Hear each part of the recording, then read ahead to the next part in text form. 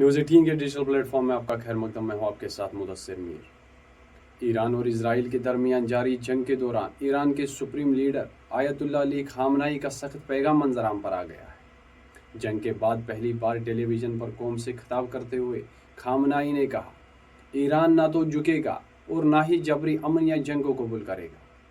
खामनाई ने अपने खिताब में कहा, हमें दहशतगर्द सेहूनी हुकूमत को सख्त जवाब देना होगा, हम उन पर कोई रहम नहीं करेंगे। ये बयान उनके ऑफिशियल एक्स अकाउंट पर भी पोस्ट किया गया है।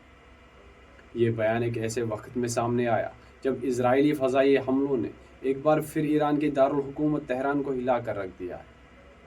अमेरिका ईरान पर जंगबंदी के लिए मुसलसल दबाव डाल रहा है, लेकिन ईरान इसका सख्ती से जवाब दे रहा है।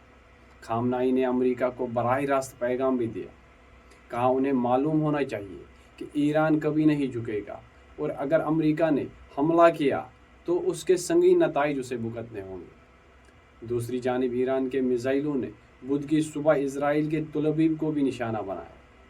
कई हिस्सों में धमाके हुए और भारी नुकसान की इतला भी है। दोनों ममालिक के दरमियान मुसलसल छठे रोज़ बमबारी के बाइस माहौल इंतहाई कशीदा है।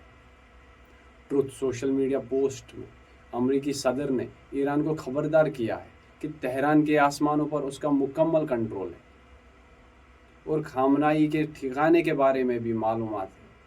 खामनाई ने ट्रंप को भरपूर जवाब दिया, कहा जंग शुरू हो चुकी है, हमें दहशतगर्द हुकूमत को सख्त जवाब देना चाहिए, हम इस हुकूमत पर कोई रहम नहीं करेंगे। हज़रत अली अलैहिस्सलाम खैबर लौटे हैं,